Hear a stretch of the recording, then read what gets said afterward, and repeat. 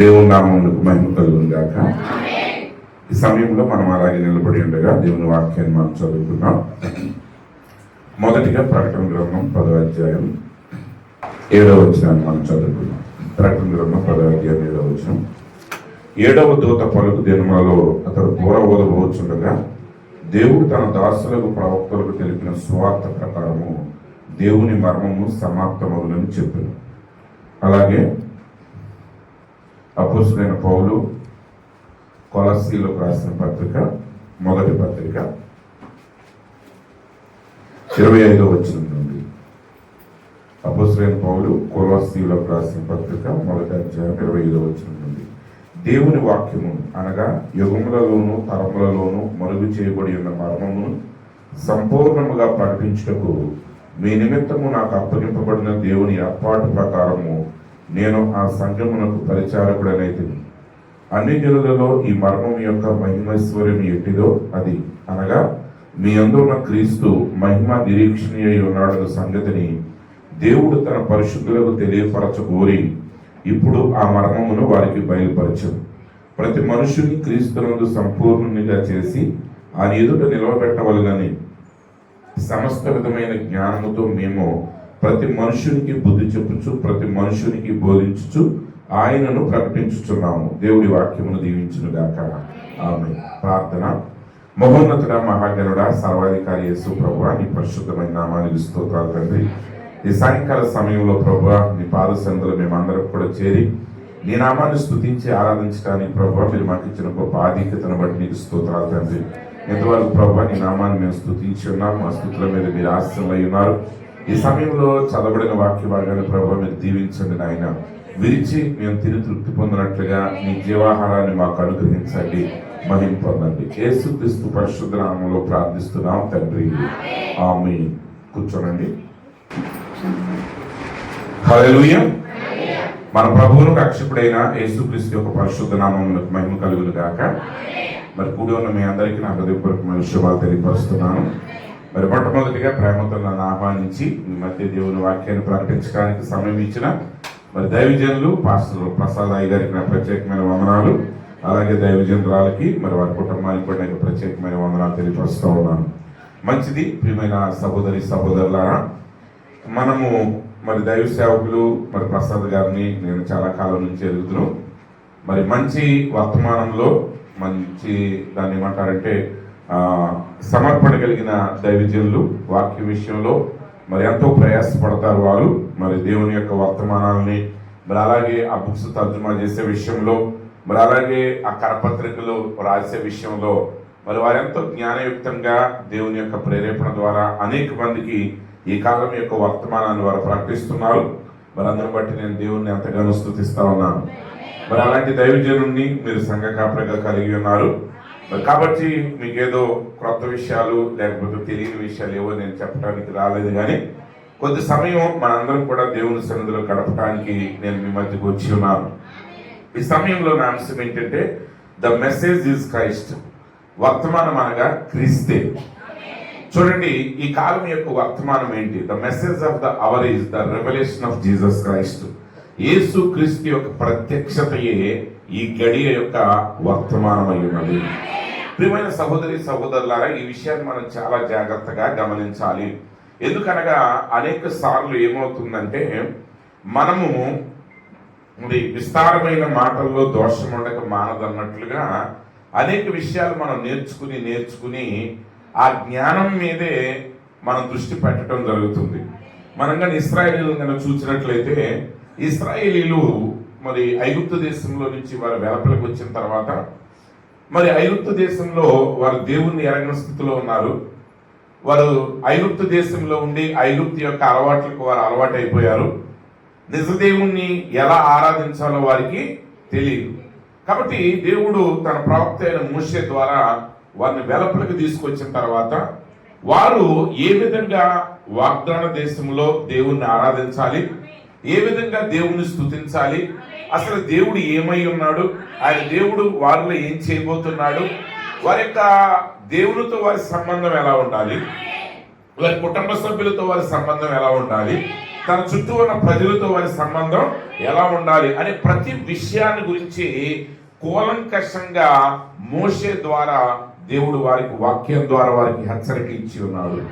కాబట్టి ఇప్పుడు వారి ప్రతి పని ఒక ఫార్ములా ప్రకారం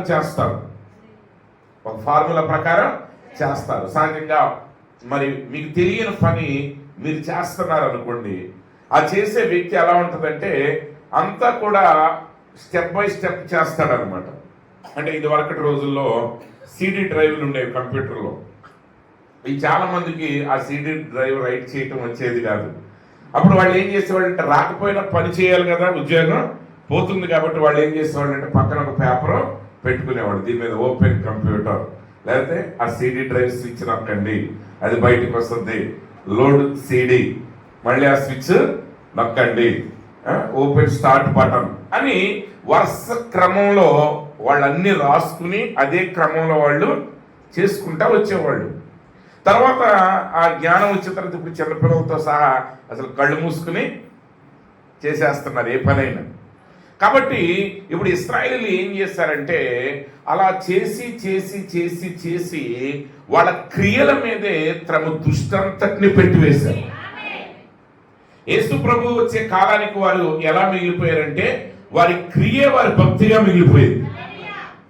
వాళ్ళు ఏమంటున్నారంటే మేము ఎంత చేస్తున్నాం కాబట్టి, మేము ఈ కార్యాలని ఇలా క్రమంగా మేము పాటిస్తున్నాం కాబట్టి దేవుడు మా కొరకు ఖచ్చితంగా ఈ పని చేయవలసిన వాడై ఉన్నాడు అనే దృష్టికి వారు వచ్చేసారు. వారికి ప్రతిదీ ఒక క్రమమే. ఉదయకాలం లేచిన దగ్గర నుంచి నువ్వు బ్రష్ ఎప్పుడు చేయాలి, ముఖం ఎలా కడుక్కోవాలి, మొదటి ప్రార్థన ఎప్పుడు చేయాలి, భోజనానికి ప్రార్థన ఎలా చేయాలి, నువ్వు చికెన్ వండుకుంటే ఎలా చేయాలి, దుంపల కూర అయితే ఎలా వండుకోవాలి, అన్ని ఫార్ములాలు. ఆ ఫార్ములాల మీద దృష్టి పెట్టి వాళ్ళు ఏం చేశారంటే అసలు దేవుడు అవన్నీ ఎందుకు పెట్టాడు అంటే వాళ్ళందరికీ వారు అన్య దేశం నుండి వచ్చారు, అన్య ఆచారం నుండి వచ్చారు. బైబిల్ చెప్తోంది, అపోస్తలుడైన పౌలు గారు అంటాడు, యేసు క్రీస్తు ద్వారా దేవుడు మనల్ని ఏం చేశాడంటే చీకటి నుంచి విడిపించి ఆయన కుమారుని యొక్క తేజస్ సంబంధమైన రాజ్య నివాసులుగా మనల్ని చేసి ఉన్నాడు. అంటే మనల్ని చీకట్లో నుంచి వెలుగులోనికి తీసుకొచ్చాడు.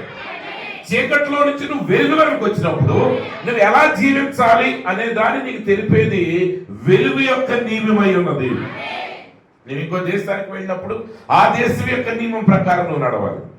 మన దేశంలో మనం ఎడం పక్క నడుస్తాం, కొన్ని దేశాల్లో కుడి పక్కన రోడ్డు మీద నడుస్తారు. నువ్వు ఆ దేశం వెళ్ళినప్పుడు ఆ దేశంలో ఉన్నంత వరకు నువ్వు క్షేమంగా భద్రంగా రావాలంటే అక్కడ నియమం ప్రకారంగా నువ్వు నడవాలి. ఈరోజు చాలా మంది క్రైస్తవంలోనికి వచ్చి వర్తమానంలోనికి వచ్చి ఇంకా పాత నియమాలను తీసుకొస్తారు ఇక్కడికి. కానీ ఇక్కడ విషయం ఏంటంటే పాత దానిని విడిచేటప్పుడు కంప్లీట్గా దాన్ని సమస్తము విడిచి రావాలి, దాని ఆచారాలను విడిచి రావాలి, దాని పద్ధతుల్ని విడిచి రావాలి, దాని క్రమాన్ని విడిచి రావాలి. గలతీయులు రాసిన పత్రికలు అదే జరిగింది. యూదులు ఎప్పుడైతే యేసుక్రీస్తుని అంగీకరించడం మొదలు పెట్టారో, యూదులు క్రమంగా రావటం, ఎక్కువ మంది రావటం ఎట్ట మొదలు పెట్టారో, వాళ్ళు ఏం చేశారంటే అవే సూత్రాలని వాక్యము లోపల చూపించడం మొదలు పెట్టారు. వాళ్ళు అవి వాక్యమే, దేవుడిచ్చినవే, కానీ దేవుడు ఆ తరాన్ని మార్చివేశాడు. కానీ వాళ్ళు ఏం చేస్తున్నారు, ఈ పనిని ఆ నియమం ప్రకారం చేయటం మొదలు పెట్టారు. గలతీయులు ఏం చేశారండి? అందుకే పౌలు గారు అంటాడు, మీరు ఆత్మానుసారంగా ప్రారంభించి శరీరానుసారంగా మీరు ముగిస్తారా అంటే దేవుడు ఇశ్రాయేలుకి ఆ క్రమాన్ని ఇచ్చింది. ఎందుకంటే ఆయనతో వారికి వ్యక్తిగతమైన సంబంధమే ఏర్పడటానికి. ప్రియమైన సహోదరి సహోదరులారా, మనం చాలా జాగ్రత్తగా గమనించాల్సిన ఒక విషయం ఉంది. దేవుని వాక్యం ఏదైనా ఒక పని మనకు చెప్పినప్పుడు, ఏదైనా ఒక వాక్యం మనకు చెప్పినప్పుడు దాని వెనక ఉన్న మూల ఉద్దేశాన్ని మనం జాగ్రత్తగా ఎరగవలసిన వారమై. మీకు మిలిటరీ ట్రైనింగ్ లో ఎలా ఉంటుందంటే, మిలిటరీ ట్రైనింగ్ అని, పోలీస్ ట్రైనింగ్ అని, వాడు తప్పు చేస్తే వాడికి శిక్ష వేస్తారు. ఇప్పుడు వాళ్ళకి మొత్తం చెప్తారనమాట, డ్రెస్ ఎలా ఉండాలి, జుట్టు ఎలా ఉండాలి, ఈ టయానికి ఇక్కడికి రావాలని చెప్తారు. ఇందులో ఎంత కఠినంగా చూస్తారంటే ఆ ఆఫీసర్స్, ఒక చిన్న తప్పు దొరికినా సరే వెంటనే నీ చేత ఏం చేస్తారంటే ఒక 2 కిలోమీటర్లు పరిగెత్తమంటారు, లేదా ఒక 5 నిమిషాలు మోకాళ్ళ మీద ఉండమంటారు. అంటే ఆ వచ్చిన ఆయన పని ఏంటంటే ఎలాగైనా వీళ్ళ ఒక తప్పుని వెతకాలి. అయితే అక్కడ విషయం ఏంటంటే వాళ్ళు అలా తప్పుని ఎతికేది ఎందుకంటే వాళ్ళని శిక్షించటానికి కాదు, వాళ్ళకి శిక్షణనివ్వటానికి. ఒక సైనికుడు శరీరంలో శక్తి కలిగిన వాడుగా ఉండాలి. అతను ఎంత కఠినమైన పనైనా చేయడానికి సిద్ధంగా ఉండాలి. అలా ట్రైనింగ్ అవుతారు కాబట్టి కొన్నిసార్లు యుద్ధాల్లో, మన కార్గిల్ యుద్ధంలో ఒక సైనికుడిని కాల్ చేసినప్పుడు ఆయన కాళ్ళు చేతుల్లో కూడా బుల్లెట్లు పడిపోయినాయి. అయినా 10 రోజులు పగలంతా అలాగే పడి ఉండేవాడంట. రాత్రి వేళ దొర్లుతూ ఆయన కొన్ని కిలోమీటర్ల దూరం ప్రయాణం చేసి 10 రోజుల తర్వాత ఆ మన దేశం యొక్క ఆ సైనికుల యొక్క హాస్పిటల్కి చేరుకోగలిగాడు. ఇప్పుడు సైనికుడిని కూర్చోబెట్టి నాయన అనుకుంటా వాడికి దాన్ని ఏమంటారు, విస్తరణకరంతో విసురుకుంటా చెమట పట్టకుండా చేస్తే యుద్ధంలో పనికొస్తాడు అతను. అంటే ఆ సైనికులు వాళ్ళకి అర్థమైపోద్ది. స్టార్టింగ్ ఒక 4 రోజులు వీడికి అర్థం కాదు, ఏంటి మా యొక్క ఆఫీసర్ ప్రతిదానికి నాకు శిక్ష వేస్తున్నాడు. వాళ్ళు ఏం చేస్తారంటే రేపు రాబోయే గొప్ప శ్రమలో నువ్వు నిలబడటానికి వీలుగా వాళ్ళు నీకు శిక్షణ ఇస్తున్నారు. అది మిస్ అయితే మొత్తం వేస్ట్ అవుతుంది. అంటే ఇప్పుడు చూసే సైనికుడు కూడా, ఆఫీసర్ కూడా అతనికి శిక్ష ఎందుకు వేయాలి? శిక్ష అంటే వీడి మీద ఏదో ద్వేషంతో తప్పుని వెతకూడదు, ఆ స్వభావంతో అతడు ఉండకూడదు. అతనికి వేసే శిక్షలు కూడా అతనికి ఆరోగ్యాన్ని పెంచేవిగా ఉండాలి, అతని శక్తిని పెంచేవిగా ఉండాలి. ఎప్పుడైతే ఆ మూల సిద్ధాంతాన్ని మనం విఫలమయ్యామో ఆ జీవం పోయిన తర్వాత మిగిలేది శవమే. శరీరం అంటారు, తెలుగు లోపల ప్రాణం ఉంటే దీన్ని శరీరం అంటారు. అవునండి, ప్రాణం పోగానే దీన్ని శవం అంటారు. ఒక ప్రఖ్యాతిగాంచిన ఒక సినిమా యాక్టర్ చనిపోయింది బయట దేశంలో. యాక్సిడెంట్ అన్నారు, సరే యాక్సిడెంట్ ఆత్మహత్య మనకు తెలీదు. సరే మొదటి రోజు పేపర్లో పడింది చనిపోయిందామా అని, రెండో రోజు పేపర్లో పడింది. ఏమని పడిందంటే ఇదిగో మరి ఆమె యొక్క బాడీని పలానా ఫ్లైట్లో ఎక్కి తీసుకొస్తున్నారు అన్నాడు. అప్పుడు పెద్ద ఒక వ్యక్తి అన్నాడంట, అయ్యో అతిలోక సుందరి అప్పుడే శవంగా మారిపోయిందా అన్నాడంట. ఎందుకంటే ఒక్కసారి ప్రాణం పోయాక ఏమీ ఉండదు. ఇంకా దేవునికి సంబంధించిన ఏ కార్యంలోనైనా ఒక్కసారి దేవుని ఆత్మను గను అది పోయిందంటే, ఆయన జీవంగా అక్కడ లేకపోతే నువ్వు చేసే క్రియల వల్ల ఏ ఫలితం ఉండదు. పరిసయ్యులు సద్దుకాయలు అక్కడే విఫలమయ్యారు. వాళ్ళు దేవుని కొరకు ఎంతో త్యాగం చేశారు. పరిసయ్యులు ఉన్నారు, పరిసయ్యుల్ని మనం చాలా తేలిగ్గా వాడిని తృణీకరిస్తాం, కానీ అలాంటి నీతిగా బ్రతకటం అనేది చాలా కష్టం. పరిసయ్యుడు సమర్పణ కలిగిన వాడు. వాళ్ళు ధర్మశాస్త్రాన్ని వాళ్ళు నెరవేర్చే విషయంలో వాళ్ళు ఎంతో సమర్పణ కలిగి జీవిస్తున్నారు. కానీ వాళ్ళ సమర్పణ అనేది వారికి దేవునికి మధ్య సంబంధాన్ని పెంచలేకపోయింది. వారికి ఆ క్రియలు దేవుడి నుంచి దూరం చేశాయి, సాటి మనుషుల నుంచి కూడా వారిని దూరం చేశాయి. గుర్తుపెట్టుకో, నువ్వు నిజంగా క్రీస్తులో ఎదిగిన తర్వాత నువ్వు దేవునికి మరింత దగ్గర అవుతావు, ప్రతి మనిషిని ప్రేమతో దగ్గరికి తీసుకుంటావు. ఒకవేళ ఈ రెండిట్లో ఏది తప్పిపోతున్నా ఖచ్చితంగా రెండోది కూడా నువ్వు తప్పిపోతావు కొంతకాలానికి. ఈ 2 విషయాల్లో ఒక్కటి విఫలమైతే గుర్తుపెట్టుకు అతి త్వరలో 2వ విషయంలో కూడా నువ్వు తప్పిపోతావు. కొన్నిసార్లు అనుకుంటాం, వీళ్ళంతా మనుషులందరూ ఇట్లా ఉన్నారండి, నాకు అసలు మనుషులతో సంబంధం లేదు, నేను ఒంటరిగా దేవునితో నడుస్తాను అన్నావు అనుకో. నువ్వు ఒంటరిగా దేవునితో నడవలేవు, మనుషులతో కలిసే దేవునితో నడవాలి. నువ్వు ఎందుకు కలవలేకపోతున్నావు? నీ ఫాల్ట్ ఏంటి, వాళ్ళ ఫాల్ట్ ఏంటి? ఒకవేళ వాళ్ళ ఫాల్ట్ అయితే, నువ్వు సరైనడు అయితే, నువ్వు నిజంగా దైవికమైన ప్రేమను కలిగి ఉంటే ఆ వ్యక్తి యొక్క తప్పిదాలను కూడా ప్రేమించి ఆ వ్యక్తితో సహవాసం చేస్తూ నీ భక్తిని నువ్వు కాపాడుకునే స్థితిలోనికి వెళ్తావు. అంతే తప్ప ఎవరికి దూరంగా వెళ్ళిపోవటం కాదు. వాక్యం చెప్పేది అర్థం కావాలి. ఈ దేవుడు మోషేకి 10 ఆజ్ఞలు ఇచ్చాడు. ఎన్ని ఆజ్ఞలు ఇచ్చాడండి? 10 ఆజ్ఞలు ఇచ్చాడు. కానీ తర్వాత కొన్ని రూల్స్ చెప్పాడు ఆయన. తర్వాత ఎవడన్నా నీ పొరుగువాడు ఎద్దు కనపడితే ఎలా చేయాలి, పొలంలో నడిచెళ్ళేటప్పుడు, పంట చేలో నడిచెళ్ళేటప్పుడు ఎలాగో చేయాలి, ఇవన్నీ రూల్స్ ఉన్నాయి. వీళ్ళందరూ కలిపి వాళ్ళు ఇశ్రాయేలీలు ఏం చేశారంటే తర్వాత ఈ రూల్స్ కూడా లెక్కేసి, ఈ కొటేషన్స్ అన్ని లెక్కేసి 613 నియమాలు ఉన్నాయని చెప్పారు. ఎన్ని ఆజ్ఞలు ఇచ్చాడంటే అసలు 10 ఆజ్ఞలకే దిక్కులేదు వీళ్ళకి. 10 ఆజ్ఞలు పాటించడానికి వీళ్ళకి కుదరదు. కానీ ఎంత బాగా పెంచారు దాన్ని? 613 ఆజ్ఞలకి వెళ్ళి 613 ఆజ్ఞలు మేము చేసుకుంటున్నాం అనుకుంటా ఏం చేయటం మొదలు పెట్టారంటే, ఇంకా వాళ్ళ రక్షరేఖలు, యేసు ప్రభు వచ్చే సమయానికి వాళ్ళ రక్షరేఖలు పెంచుకోవటం. అంటే బైబిల్ ఎన్నిసార్లు చదివితే, ఇప్పుడు ధర్మశాస్త్రం ఉందనుకోండి, 5 సార్లు చదివినోడికి ఒక బిరుదు ఇస్తారనుకోండి. వాడు 10 సార్లు చదివినోడికి ఇంకొంచెం పెద్ద పట్టి వేసుకోవచ్చు, 20 సార్లు చదివినోడికి ఇంకొంచెం పెద్ద పట్టి వేసుకోవచ్చు అనమాట. అయితే వాళ్ళు ఏం చేయటం మొదలు పెట్టారంటే, అసలు ఒకసారి చదవనోడు కూడా 100 సార్లు చదివిన పట్టి పెట్టి తిరగటం మొదలు పెట్టాడు. ఇప్పుడు ఒక వ్యక్తి బైబిల్ తీసుకుని వెళ్తున్నాడు అనుకోండి, ఓకే, కానీ ఆ వ్యక్తి బైబిల్ ప్రకారంగా జీవిస్తున్నాడా లేదని చెప్పడానికి ఆ బైబిల్ పట్టుకెళ్ళటం ఆధారం కాదు. ఒకప్పుడు ఒక డెనామినేషన్ ఉండేది. ఆ డెనామినేషన్లో క్రమం ఏంటంటే, బైబిల్ ఎప్పుడు చేత్తో పట్టుకోవాలి. బైబిల్ ఎప్పుడు చేత్తోనే పట్టుకోవాలి. నువ్వు ఊరు వెళ్తున్నా సరే నీ బ్యాగ్స్లో నుంచి బైబిల్ తీసి ఎప్పుడు చేత్తో పట్టుకుండాలి. మంచిదే, అందులో ఏ సందేహం లేదు. కానీ అలా పట్టుకోవటం అనేది ఒక సిద్ధాంతం అయిందా, లేదా అలా పట్టుకోవటాన్ని బట్టి నీవు భక్తిపరుడుగా నువ్వు అనుకుంటున్నావా, అలా పట్టుకోవటాన్ని బట్టి అది నీకు దేవునికి మధ్య ఏమైనా సంబంధాన్ని పెంచుతుందా అనేది కానీ లేకపోతే ఆ క్రియ ఏమైందంటే, అలా బైబిల్ పట్టుకుని అదే బైబిల్ని పట్టుకుని అందరూ పోలీస్ స్టేషన్లో ఉంటున్నారు ఇప్పుడు ప్రతి ఆదివారం. ఎందుకు? బైబిల్ ఉండాల్సింది చేతిలో కాదు, ఎక్కడా కాదు. బైబిల్ ఎక్కడ ఉండాలంటే ఆ బైబిల్లో ఉన్న ఆయన నీలో ఉండాలి. అది మిస్ అయితే మిగతా ప్రయాస అంతా. కాబట్టి ఇప్పుడు ఈ కాలంలో ఈ వర్తమానం మనకి ఏం బోధిస్తుంది? ఈరోజు వర్తమానం అంటే కొన్ని సిద్ధాంతాలు కాదు, కొన్ని వాక్య ప్రత్యక్షతలు కాదు.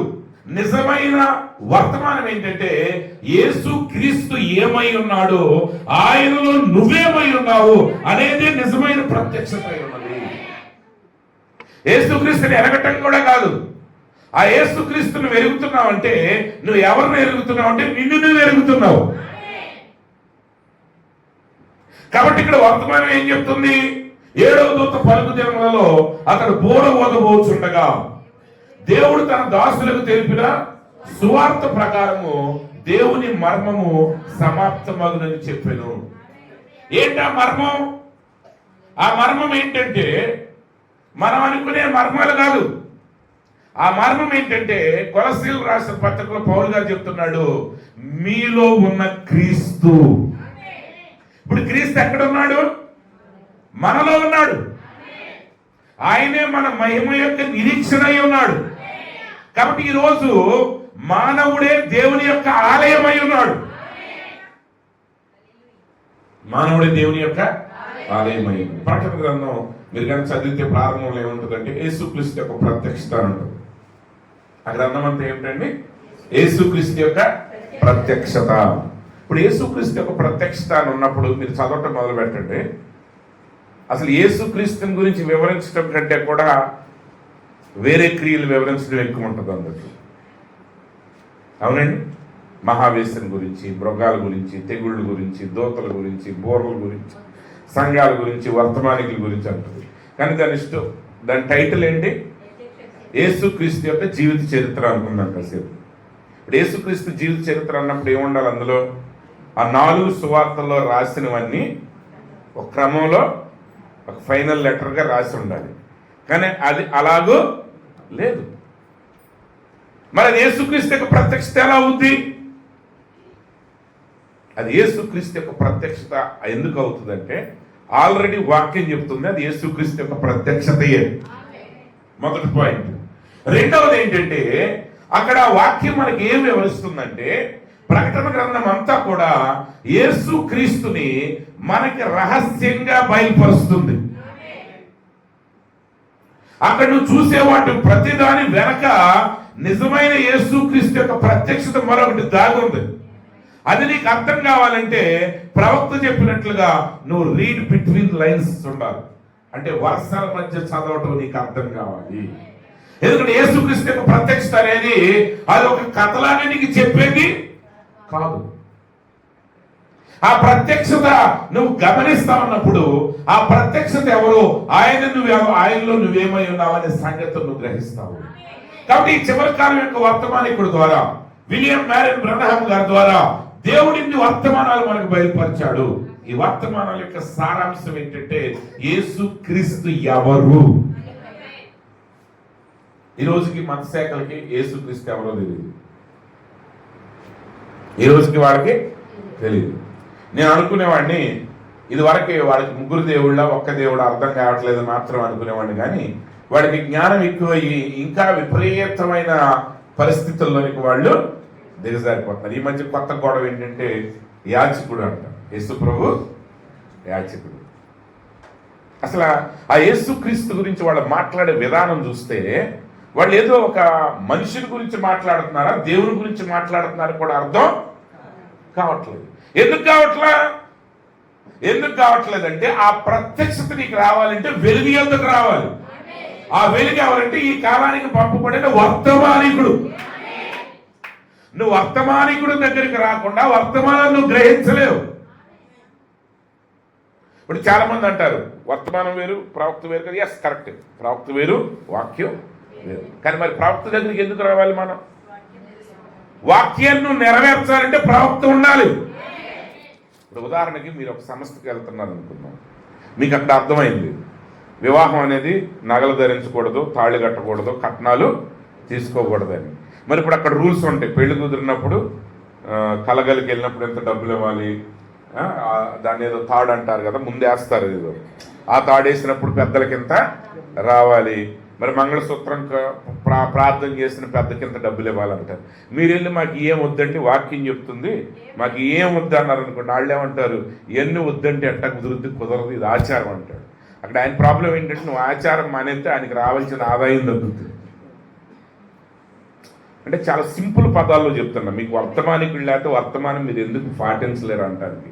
అంటే సత్య జ్ఞానం వచ్చిన తర్వాత మన వాళ్ళు ఏమనుకుంటున్నారంటే ప్రవక్త మనకు అక్కర్లేదు, వాక్యం మనకి తెలిసిపోయింది అని అనుకుంటున్నారు. తెలవటం కాదు, నువ్వు వాక్య ప్రకారంగా జీవించాలంటే ఆ ప్రకారంగా నెరవేర్చే ఒక వ్యక్తి ఇక్కడ ఉండాలి.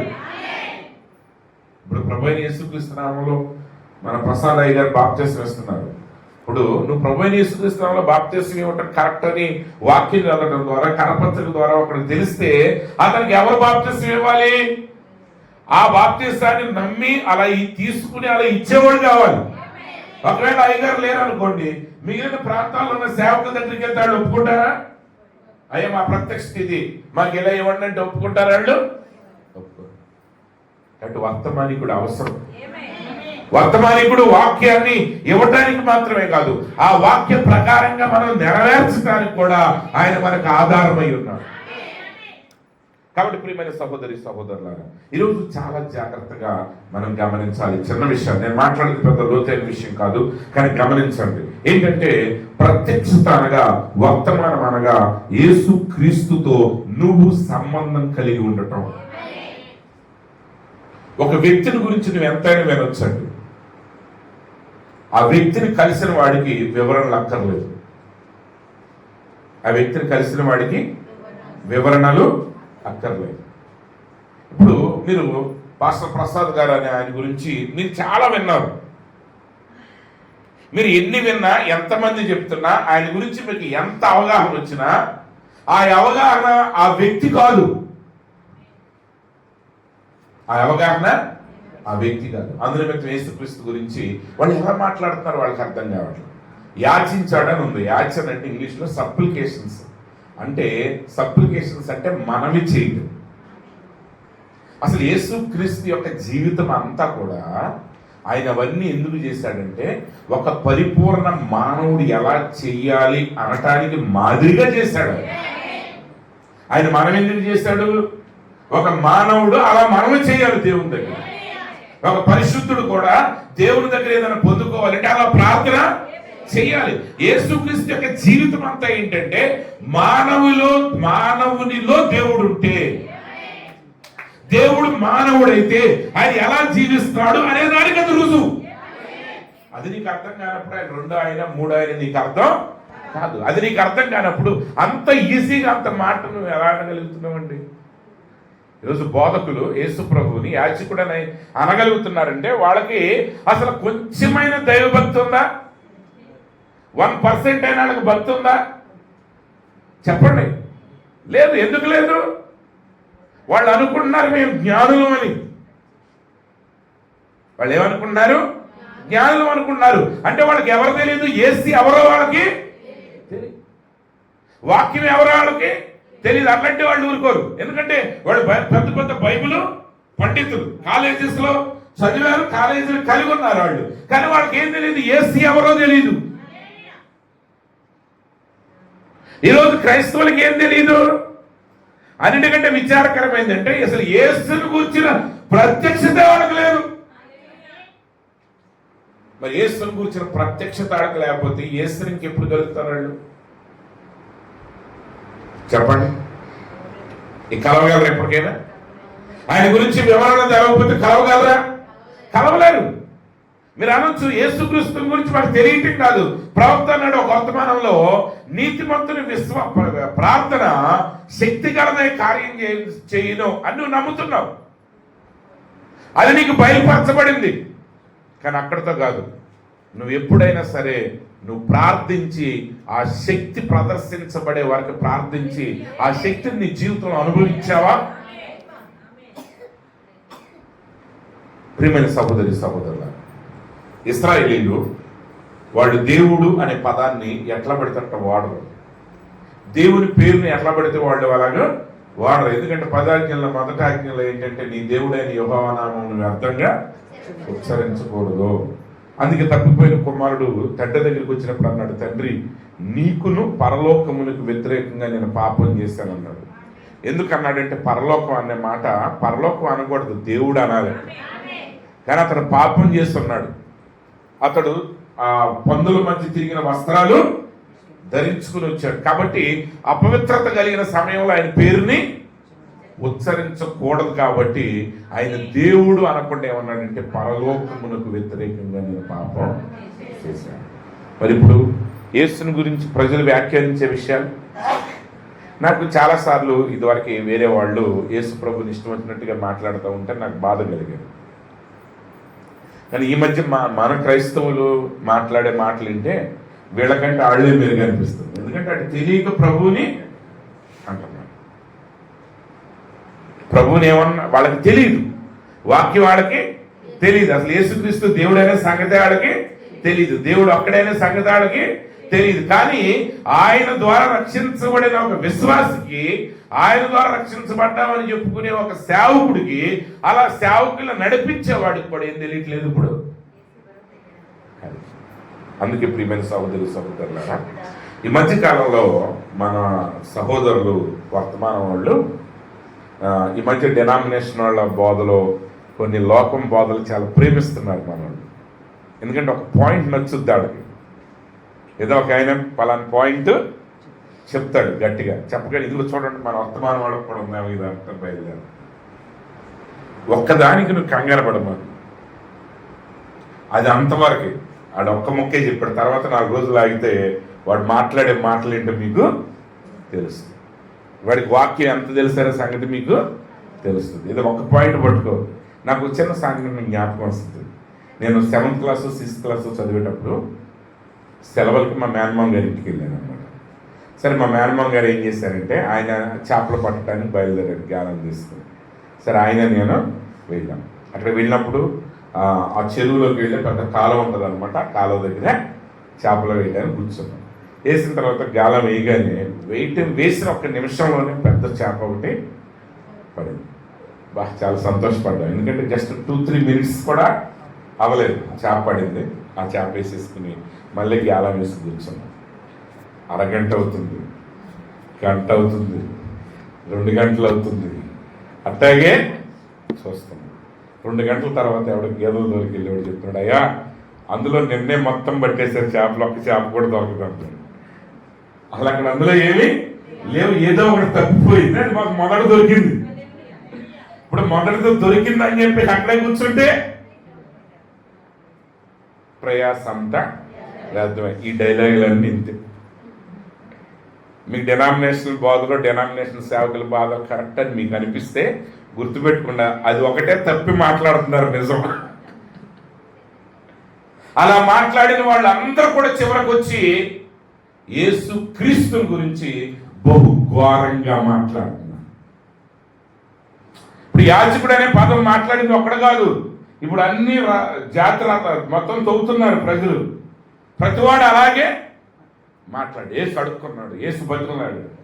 లేదు లేదు, బైబిల్ చెప్తుంది ఆయన మహారోదనంతో కన్నీళ్లు విరుస్తూ ఆయన అడిగాడు. ఎందుకు అడిగాడు?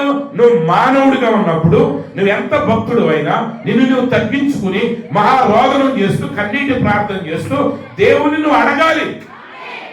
ఆయన ఏం చేస్తున్నాడో ఆయన చేసినవన్నీ నువ్వు చేయటానికి, నేను చేయటానికి. అసలు ఏ సేవలో యేసుగా సిలువ మీద ఎలాడింది? నీకు నిజంగా వాక్య ప్రత్యక్షత నీకు తెలిస్తే యేసులో నీ పాపాన్ని ఆయన సిలువ కొట్టివేశాడు. అక్కడ యేసుక్రీస్తు కాదు, ఎందుకంటే ఆయనలో పాపం లేదు. కానీ మరి ఆ పాపం ఎవరిది? జాషువా గారి పాపం. ఆ పాపం ఎవరిది? ఇక్కడ నీది. నీది అని నువ్వు తెలుసుకుంటేనే, నీ పాపం కొట్టివేయబడిందని నీకు తెలుసుకుంటేనే అప్పుడు నువ్వు ధైర్యంగా నీ శత్రువు ఎదురు నువ్వు నిలబడగలవు. అసలు యేసుని గురించిన ప్రత్యక్షత నీకు లేకపోతే, ఆయనలో నువ్వేమై ఉన్నావని నీకు తెలియకపోతే ఇంక నువ్వు ఏమవుతావు? ప్రియమైన సహోదరి సహోదరులారా, మర్మం ఉత్తేజాన్ని కలిగిస్తుంది కరెక్టే, కానీ ఆ ఉత్తేజానికి తగిన బలం లోపల ఉండాలి. ఇప్పుడు భోజనం చేసిన తర్వాత, మీరు బిర్యానీ తిన్న తర్వాత, లేకపోతే మంచి ఆహారం తిన్న తర్వాత ఐస్ క్రీమ్ కానీ లేకపోతే టీలు కానీ తాగుతారు. ఎందుకంటే తిన్న ఆహారం బలమేస్తుందేమో కానీ మీకు తృప్తినిచ్చేది మాత్రం ఆ తీపి వస్తువులే. అవునంటారా కాదంటారు? జాగ్రత్తగానండి.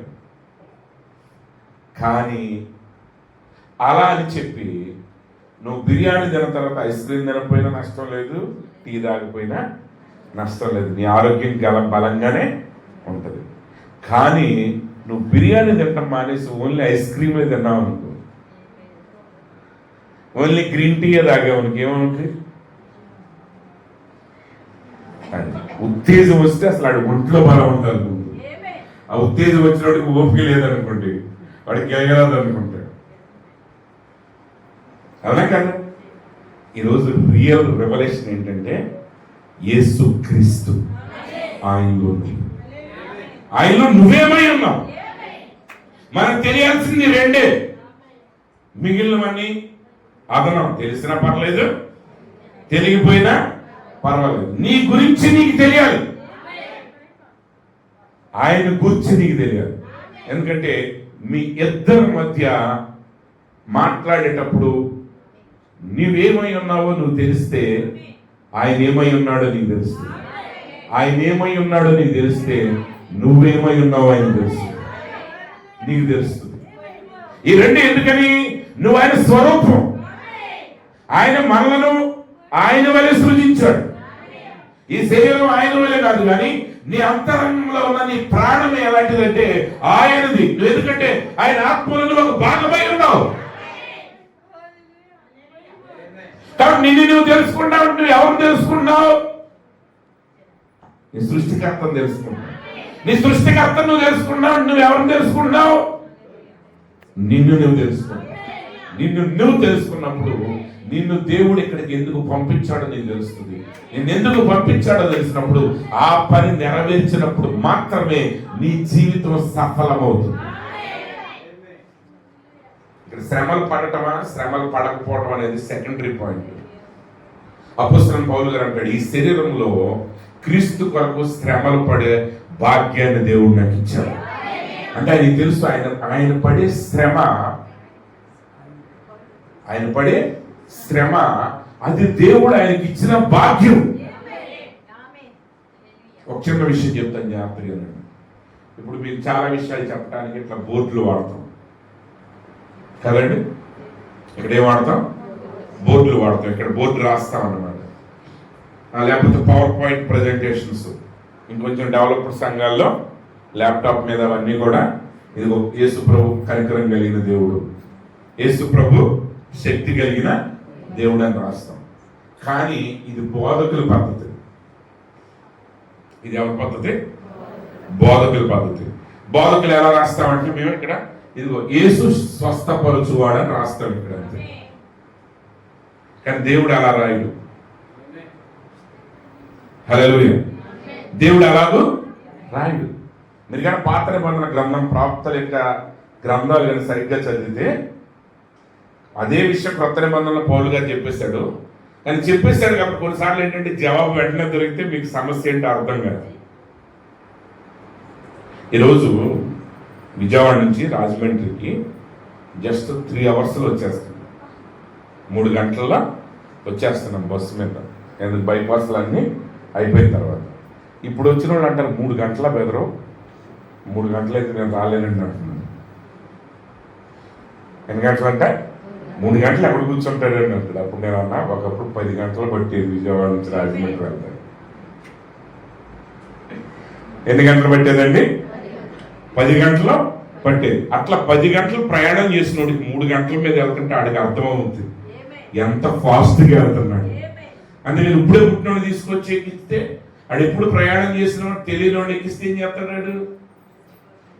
3 గంటల 2 అవర్స్లో వెళ్ళే ఛాన్స్ ఏమైనా ఉందా? ఆ 2 అవర్స్ 1 అవర్లో వెళ్ళే ఛాన్స్ అసలు ఇంటర్ డైమెన్షన్స్ లోకి వెళ్ళిపోయి ఇంటర్ గెలాక్సీకి వెళ్ళిపోతున్నారు. ఇక అంతే. దేవుడు ఎలా రాస్తాడంటే, దేవుడు కృప కలిగిందనే వాళ్ళని ఎలా రాస్తాడంటే, మీకు సింపుల్ వాక్యం చెప్తానండి. కానీ మీరు ప్రవక్తల గ్రంథాలు చదివితే హోషియా కానివ్వండి, ఎహెజ్కేల్ కానివ్వండి, ఇర్మియాని కానివ్వండి, దేవుడు వాళ్ళని పనులు చేయమన్నాడు. వాళ్ళని ఏం చేయమన్నాడు? కొన్ని పనులు అప్పు చెప్పాడు. ఒక ఆయన్ని వేస్తం చేసుకోమన్నాడు, ఒక ఆయన్ని వేస్తం చేసుకోమన్నాడు.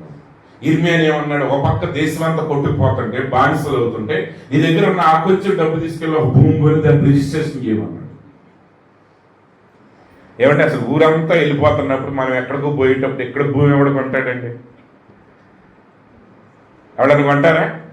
ఇప్పుడు ఈ ఊరు నుంచి అమెరికా వెళ్ళిపోయేవాడు ఏం చేస్తాడు? ఎక్కడి నుంచి దుబాయ్ వెళ్ళిపోయేవాడు ఏం చేస్తాడు? ఉన్న భూములు కూడా అమ్మేసుకుంటాడు. లేకపోతే ఇక్కడ వర్షం వచ్చి ఇక్కడ బ్రిడ్జ్ కడుతున్నారు, లేకపోతే సంథింగ్ ప్రాజెక్ట్ కడుతున్నారు, ఈ భూములన్నీ మరి దాన్ని ఏమంటారు మునిగిపోతాయి అంట అన్నప్పుడు ప్రజలు ఏం చేస్తారు? ఆ భూములన్నీ వదిలేసి ఆ గవర్నమెంట్ వదిలిందని డబ్బులు తీసుకుని వెళ్తుంది. అది ఎక్కడైనా జరిగే విషయం.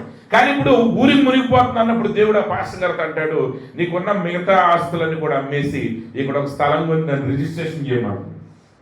జనాలందరూ ఏమనుకుంటారు? ఈ పాస్టర్ ఏమిపించాడు రా, అరే ఒక పక్క ప్రాజెక్టులు ఆ భూములన్నీ మునిగిపోతాయి అనుకుంటే మళ్ళీ బయలుదేరి ఎక్కడ రాజమండ్రిలో ఉన్న స్థలం అమ్మేసి తీసుకొచ్చి మరి కడుతున్నాడు. ఇర్మియాతో కట్టమన్నాడు, స్థలం కొనమన్నాడు దేవుడు. కొన్ని రిజిస్టర్ చేయమన్నాడు. రిజిస్టర్ చేసి ఆ సర్టిఫికెట్లు అన్నింటిని ఒక కొండలో పెట్టి దాయమన్నాడు. అది దేవుడు బోర్డులాడు. అపోస్తలుడైన పౌలు గారు అదే అంటాడు, మా చేత రాయబడు సజీవమైన పత్రికలు మీరు. ఇర్మియాతో రాస్తున్నాడు, ఇర్మియాతో దేవుడు రాస్తున్నాడు. అదే దేవుడు పవర్ పాయింట్ ప్రజెంటేషన్, అదే దేవుడి యొక్క ఈ బోర్డు. మీరు ఒక్కొక్క మనిషి జీవితాన్ని మీరు చూసినప్పుడు ఆ మనిషి జీవితంలో దేవుడు చేసిన క్రియను బట్టి దేవుడు ఏమై ఉన్నాడో బయలుపరచబడుతుంది. అందులో బైబిల్ గ్రంథంలో దేవుడి చరిత్ర మీరు ప్రపంచాల్లో మత గ్రంథాల్లో ఉన్న దేవుడి చరిత్రలాగా ఒక క్రమంలో ఉండదు. అందుకే చాలా మంది అర్థం కాక లోతు ఎట్ట చేశాడు, అబ్రాహం ఎట్ట చేశారంటారు. లోతు అబ్రాహం దేవుడు కాదు, వాళ్ళు మనుషులు. మరి మనుషుల గురించి ఎందుకు రాయబడి ఉంది ఇక్కడ? ఇప్పుడు ఇది దైవ గ్రంథం అన్నప్పుడు దీని గురించి ఏం రాయబడి ఉండాలి? దేవుడి గురించి, దూతల గురించి రాయబడి ఉండాలి. కానీ ఎవరి గురించి రాయబడి ఉంది అక్కడ? మనుషుల గురించి రాయబడి ఉంది. మరి మనుషులు ఎందుకు రాశాడు ఆయన? ఎందుకంటే ఆ మనుషుల్లో క్రియ చేసింది ఆయనే. అబ్రహాంకు దేవుడు సంతానాన్ని ఇచ్చాడు. అక్కడ సంతానాన్ని ఇవ్వటం ముఖ్యం కాదు. అబ్రహాము శారా నమ్మారు. దేవుడు మృతి చెందిన దానిని తిరిగి బ్రతికించగల సమర్థుడు అని శారా నమ్మింది. ఆమె నమ్మింది కాబట్టి మృతతుల్యమైన ఆమె గర్భం ఏమైంది? మరలా యవనంగా మారింది, ఒక కుమారుడికి జన్మనిచ్చింది. అంటే ఇప్పుడు శారా ద్వారా దేవుడు ఏం చూపిస్తున్నాడంటే, నేను మృతిని జీవంగా మార్చగలిగిన వాడను. అబ్రహాం గారి ద్వారా దేవుడు ఏం చూపిస్తున్నాడంటే, శారా ద్వారా దేవుడు ఏం చూపిస్తున్నాడంటే, దేవుడు మరలా నీ వృద్ధాప్యాన్ని తీసి నీ యవనాన్ని తిరిగి అనుగ్రహించగలిగిన సమర్థుడు. ఈరోజు నువ్వు కూడా ఆయన పవర్ పాయింట్ ప్రెజెంటేషన్, అది రియల్ వర్తమానం. నువ్వే నీ ద్వారా, నీ జీవితం ద్వారా దేవుడుగా ఆయన యొక్క గుణ లక్షణాలని ప్రదర్శించుకోబోతున్నాడు. ఇప్పుడు ఆ మర్మం ఏంటి? ఆ మర్మం ఏంటంటే క్రీస్తు నీలో ఉన్నాడు అనేదే గొప్ప మర్మం. అన్ని మర్మాల కంటే గొప్ప మర్మం అది. అన్ని నామముల కంటే పైనామం యేసు అనే నామం. యేసు అనే నామానికి మించి మరొక నామం లేదు. అదే గొప్ప ప్రత్యక్షత. బైబిల్ గ్రంథం అంతట్లో గ్రేటెస్ట్ మిస్టరీ ఏంటి? దేవుని పేరు యేసు. సంసోను తండ్రి గారు తల్లి గారు దేవుని దూతను అడిగారు, నీ పేరు ఏంటంటే, ఆ పేరు నీకు చెప్పడానికి వాళ్ళ పడదన్నాడు. యాకోబు ఆ రాత్రి అంతా దూతతో పోరాడి, నీ పేరు ఏంటంటే, నా పేరు నీకు వద్దన్నాడు. ఎందుకంటే ఆ పేరుని ఆయన బయలుపరచలేదు. కానీ ఆ పేరు ఎప్పుడు బయలుపరచబడింది? ఆయన శరీరధారిగా ఈ లోకానికి వచ్చిన తర్వాత ఆ పేరు ప్రత్యక్షపరచబడింది. అయితే ఆ పేరు పలకబడుతున్నా ఆ పేరు యొక్క విలువని ఎవరు గుర్తించలేకపోయారు. కానీ పెంతుకొస్తుంది ఎలా పేతురు గారు అంటున్నాడు, మీరు మారు మనసు పొంది మీ పాప క్షమాపణ నిమిత్తము మీలో ప్రతివాడు ప్రభు అయిన యేసుక్రీస్తు నామములో బాప్తిసం పొందండి, అప్పుడు మీరు పరిశుద్ధాత్మని వరములు పొందండి. అనగా నువ్వు ఎలా రక్షించబడుతున్నావు అంటే, యేసు అనే నామములను రక్షించబడుతున్నావు. ఈ వర్తమానం ఏంటి చూడండి. ప్రవక్త ఒక వర్తమానం వివరించారు. మనం చనిపోయిన తర్వాత ఒకవేళ ప్రభువు అక్కడ ఆలస్యం అయితే, మనం ముందే చనిపోతే, చనిపోయిన వాడిని లేపే శక్తి పైనుండి రాదంట. నువ్వు చనిపోయిన పరిశుద్ధుడు పాతి పెట్టబడి ఆయన శరీరంలో ఉన్న అవయవాలన్నీ ఆ మూలకాల్లో కలిసిపోయిన తర్వాత కూడా ఆ వ్యక్తిని పునరుద్ధరించే శక్తి అతడిలోనే ఉన్నది. అది పరలోకం నుండి రాదు. చాలా కాలం నేను కూడా అనుకున్న, దేవుడి శక్తిని పంపిస్తే ఈ బాడీ లేస్తుంది అనుకున్నాను. అంటే మీరు అనుకోవచ్చు, ఈ మాట విన్నప్పుడు మీకు తలనొప్పులు ఉండొచ్చు, నడువు నొప్పి ఉండొచ్చు, కాళ్ళ నొప్పులు ఉండొచ్చు. ఒక పక్క ఈ రోగాలతో మేము ఎలా తిప్పలు పడుతుంటే, అంతా చల్లా చెదురైపోయిన శరీరాన్ని కూడా లేపే శక్తి ఉంటుందా? అదే ప్రత్యక్షత. ఈ వర్తమానం ఇచ్చిన ప్రత్యక్షత సాధారణమైన విషయాలు కాదు. ఏదో మహావేశుల గురించి దాని గురించి ఎక్కువ మీరు డిస్కషన్స్ పెట్టుకోమాకండి. అది కాదని మీరు ఒకసారి వచ్చిన తర్వాత అసలు ఎన్నటికీ నువ్వు గ్రహించలేని గొప్ప మర్మం యేసుక్రీస్తే. దాని పొడవుని, లోతుని, ఎడల్పుని, ఎత్తుని నువ్వు ఎప్పటికీ తెలుసుకోలేవు. నువ్వు జస్ట్ యేసుక్రీస్తు అనే మహాసముద్రంలో నిరంతరం ఈత కొట్టడం. మిగిలిన నాటి గురించి తెలుసుకున్నట్టు గంటలో, 2 రోజుల్లో, 10 రోజుల్లో ఒక సబ్జెక్ట్ తెలుసుకుంటాం మనం. కానీ యేసుక్రీస్తులో నువ్వు ఎంటర్ అవటమే నీ పని. రావుత్ అంటాడు, నువ్వు యేసు, మన ఇక్కడికి వచ్చింది యేసు గురించి తెలుసుకోవటానికి కాదు, యేసులో ప్రవేశించడానికి. ఒకసారి నువ్వు యేసులో ప్రవేశించిన తర్వాత అనంతం.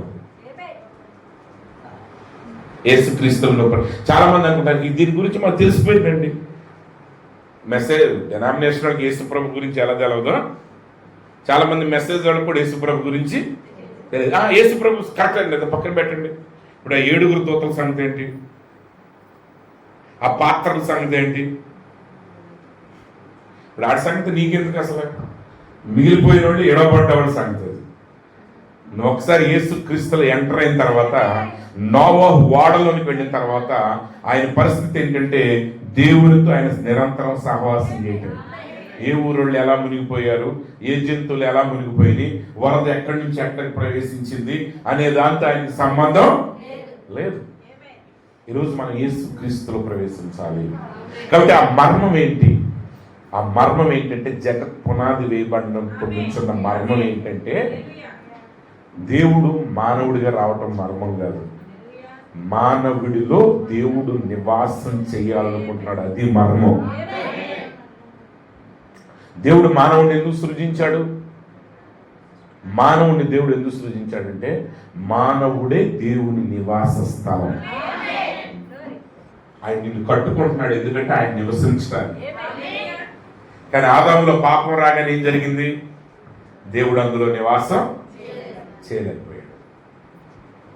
ఒకసారి హెల్మెట్ పెట్టుకుని మీరు బండి మీద నుంచి పడ్డారు అనుకోండి, యాక్సిడెంట్ అవ్వక్కర్లేదు, జారి పడ్డారు అనుకోండి, చేయాల్సిన పని ఏంటంటే హెల్మెట్ తీసేయాలి. అంతేగాని ఏం పగలలేదని చెప్పి మళ్ళీ దాన్ని పెట్టుకోకూడదు. అర్థమైందండి? పెట్టుకుంటే ఏమవుతుంది? నీకు కనబడిన దెబ్బలు దానిలో ఉంటాయి. పైకేం పేర్లు రాలేదని చెప్పేసి మీకు అనిపించవచ్చు, కానీ రేపు గట్టి దెబ్బ తగిలినప్పుడు అది తట్టుకోలేదు. నువ్వేం చేయాలంటే దాన్ని తీసేసి కొత్త దాన్ని పెట్టాల్సింది. ఆదాము ఏం చేశాడంటే ఆ ఒక్క దేవుని మాటను ఎప్పుడైతే వాడు సందేహించారో వారిలో ఆయన నివసించలేకపోయాడు. జస్ట్ అంటే మొదటి మందిరమే విఫలమైపోయింది.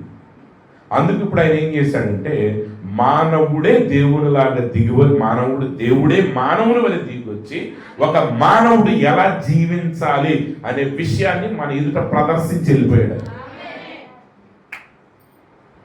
ఆయన మనకి చూపించాడు ఒక పరిపూర్ణ మానవుడు ఎలాగూ జీవించాలి. ఇప్పుడు తర్వాత మనం ఏం చేయాలి? ఆయన మనకి ఎలా చూపించాడు అంటే మనకి ఇన్స్ట్రక్టర్ ఎలా చేశాడో తర్వాత ఇప్పుడు మ్యూజిక్ నేర్చుకోవటానికి వెళ్ళాలనుకోండి, వాడు టీచర్ ఎలా పట్టాలి, ఇది ఎట్లా పట్టుకోవాలని చెప్తాడు. అప్పుడు ఈయన ఏం చేయాలి? వాళ్ళు వెళ్ళిపోయిన తర్వాత ఈయన ప్రాక్టీస్ చేయాలి. అంతేగాని నాకు కుదరట్లేదు మళ్ళీ రండి అని పిలవటం కాదు. నువ్వు ఎలా చేయాలో ఆయన నీకు చెప్పాడు, నువ్వు అలాగూ సాధించాలి. ఇప్పుడు యేసుక్రీస్తు మనకేం చూపించాడు? మానవుడు దేవునికి లోబడినప్పుడు ఎలా జీవిస్తాడో అది చూపించాడు. ఇప్పుడు ఆ మర్మం ఏంటంటే మనలో ఉన్న క్రీస్తే ఆ మహిమ నిరీక్షణ. చూడండి, అపోస్తలుడైన పౌలు గారు ఆయన ఏమై ఉన్నాడంటే పరసయుడు అయి ఉన్నాడు. ఆ పరసయుడు మాత్రమే కాదు, పరసయుడికి ఆయన పరసయుడు. అంటే ఆ ధర్మశాస్త్ర బోధలో నైపుణ్యత కలిగిన వాడు మాత్రమే కాదు, అలాంటి నిపుణత కలిగిన వారు కూడా ఆయన దగ్గరికి వచ్చి సందేహాలని అడిగేవారు. కానీ అలాంటి వ్యక్తి దేవుని కొరకు గొప్ప పని చేయాలనుకున్నాడు, దేవుని కొరకు నిలబడాలనుకున్నాడు. తన ప్రజలు తమ నిజ దేవుణ్ణి విడిచిపెట్టి అన్ని దేవతలను వెంబడిస్తున్నారని అతను అనుకున్నాడు. ఇప్పుడు ఆయన ఏం చేశాడంటే క్రైస్తవుల్ని హింసించటమే ఆయన జీవనోధారం లాగైపోయింది. క్రైస్తవుల్ని హింసించుకుంటా వెళ్తున్నాడు. అయితే ఆయన దమస్కు వెళుతున్నప్పుడు ఏం జరిగిందంటే ఆయన అగ్ని స్తంభం చేత కొట్టబడ్డాడు. ఆయన కింద పడవేయబడినప్పుడు ఆయన అడుగుతున్నాడు, ప్రభువా నువ్వు ఎవడవి? ఎందుకు ఆయన అడిగాడంటే ప్రభువా అన్నాడంటే సౌలు ఆయన గొప్ప పండితుడు, ధర్మశాస్త్రాన్ని బాగుగా ఎరిగినవాడు. ఆ అగ్ని స్తంభం దేవుడే అని ఆయనకి తెలుసు. అందుకే అన్నాడు, ప్రభువా నువ్వు ఎవడవి? నీ పని మీద నేను వెళ్తుంటే నాకు ఈ బాధ ఎందుకు వచ్చింది? అప్పుడు ఆయన అంటున్నాడు, నీవు హింసించుతున్న యేసు. సౌలు అన్నాడు యేసుని హింసించలేదు. అసలు యేసు ప్రభు పుట్టి చనిపోయి ఆయన తిరిగి లేచి వెళ్ళిపోయి చాలా కాలం వరకు అసలు సౌలు గారికి యేసు ప్రభు గురించి ఏమీ తెలియదు. ఆయన ఎక్కడో వేరే దేశంలో ఉంటున్నాడు, అక్కడ పుట్టాడు, అక్కడ పెరిగాడు, మంచి స్థితికి వచ్చాడు. కానీ యెరూషలేం వచ్చిన తర్వాత ఏం జరిగిందంటే ప్రజలందరూ కూడా నిజ దేవుడిని విడిచేవారు యేసు అనే వ్యక్తిని వెంబడిస్తున్నారని తెలుసుకుని పరితాపం పట్టలేక ఆయన అంత పని చేస్తే ఇప్పుడు యేసు ప్రభు అంటున్నాడు, నువ్వు హింసించుతున్న యేసు. సౌలు యేసుని హింసించలేదు. మరి ఎలా అన్నాడు యేసు ప్రభు నువ్వు నన్ను హింసిస్తున్నాడంటే? ఎందుకనగా ఆయన హింసించిన క్రైస్తవులు ఎవరున్నాడంటే యేసు ఉన్నాడు. లేకపోతే ఆయన ఏమనాలి? నువ్వు ఎవరినైతే హింసిస్తున్నా వాడు దేవుడు అన్నాడు. కానీ ఆయన అన్నాడు నువ్వు హింసించున్నా యేసుని. అనగా పెంతెకొస్తే నాకు జరిగిన మరో గొప్ప మర్మం ఏంటంటే ఆ దేవాది దేవుడు మానవుడిగా నివసించి మన మధ్య నివసించిన ఆయనే ఇప్పుడు ఆయనలో ఉన్న పరిశుద్ధాత్మ జీవము విభాగించబడి ఒక్కొక్కరి లోపల నివసించడం మొదలుపెట్టింది. కాబట్టి ఈరోజు యేసుక్రీస్తు ఎవరంటే పరిశుద్ధాత్మ యేసుక్రీస్తు ఒక్కటై ఉన్నారు. కాబట్టి ప్రియమైన సహోదరి సహోదరులారా, ఈరోజు మనం ఆ మర్మాన్ని గ్రహించాలి. ఎందుకు మనం ఆ పరిపూర్ణ మానవ స్వరూపంలోనికి రావాలి? ఈ వర్తమానం యొక్క గమ్యం ఏంటి?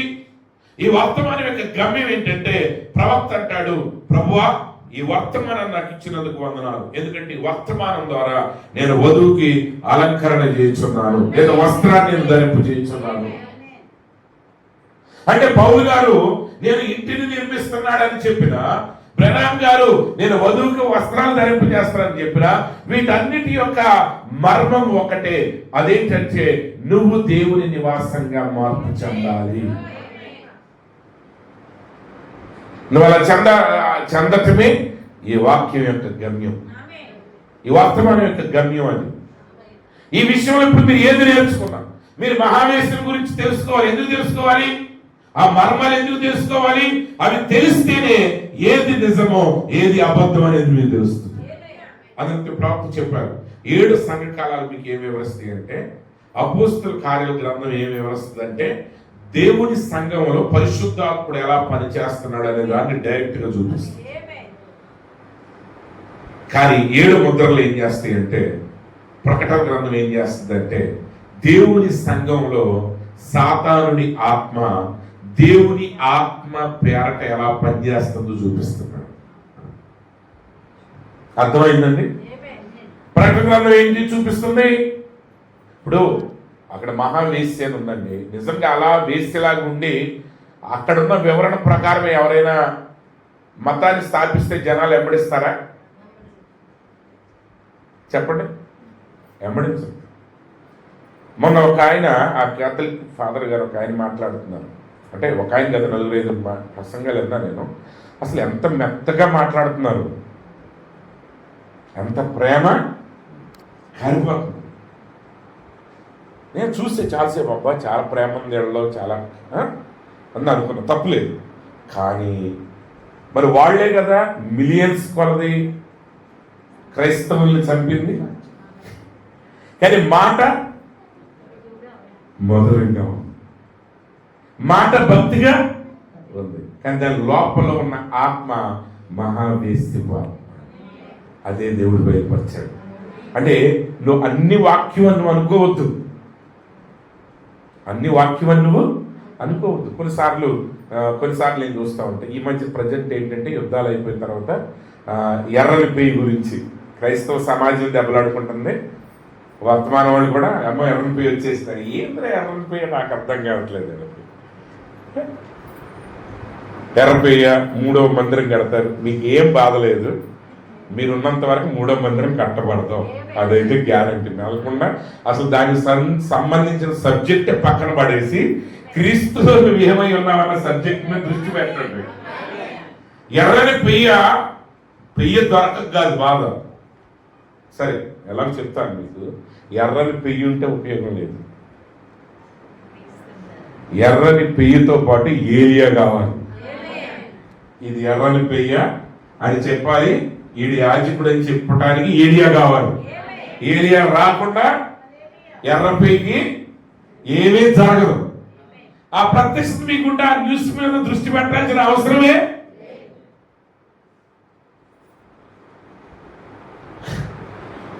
మీ సబ్జెక్ట్ తెలవకపోతే తిప్పలు.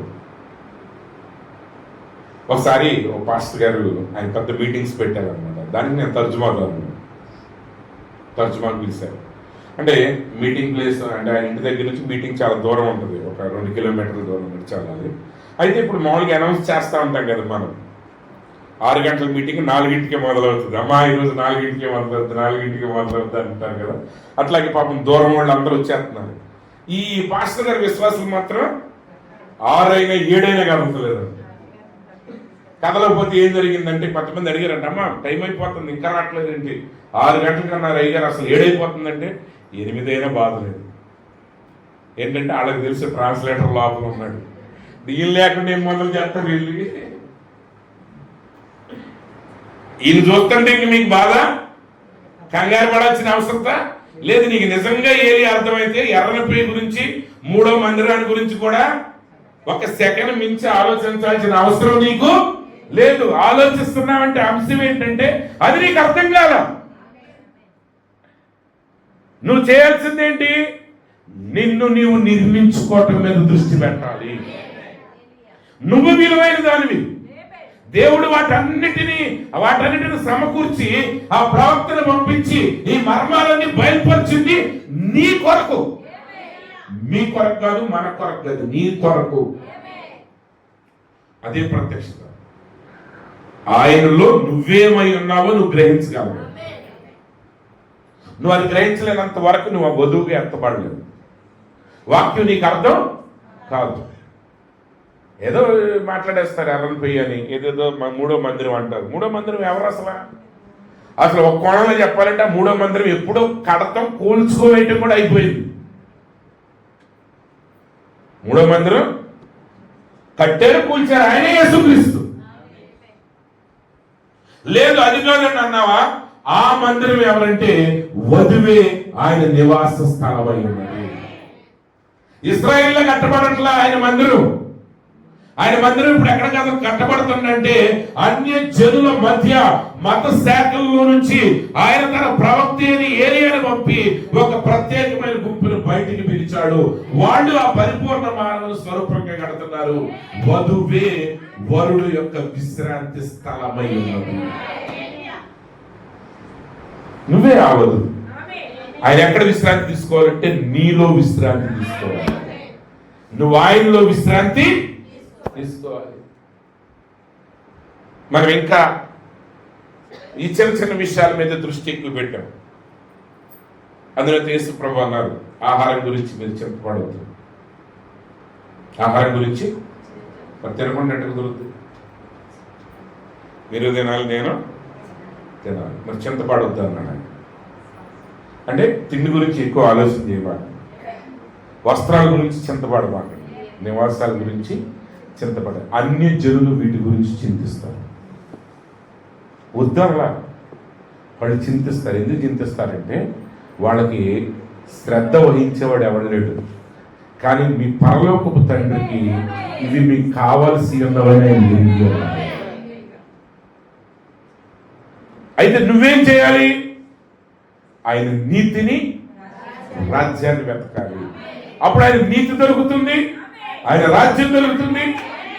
నువ్వు ఆలోచించవలసిన అవసరం లేకుండా నీకు అవసరమైనవన్నీ భూమి మీద నీకు ఇవ్వబడతాయి. ఈ వర్తమానం అందుకే మీకు డబ్బులు ఇవ్వబడతాయి, మీకు రోగాలు తగ్గుతాయి అని చెప్పట్లా. ఆల్రెడీ అవి పార్ట్, అందులో యొక్క భాగం. నువ్వు నిజంగా ఆయన మందిరంలా కట్టబడటమే మొదలుపెట్టు. అసలు ఆ సమస్యలు ఉన్నాయనే సంగతి కూడా నీకు అర్థం కాదు. నేను ఎప్పుడు చెప్తాను, ఒక సలహా ఒక మాట చెప్తాను, జాగ్రత్తగా వినండి.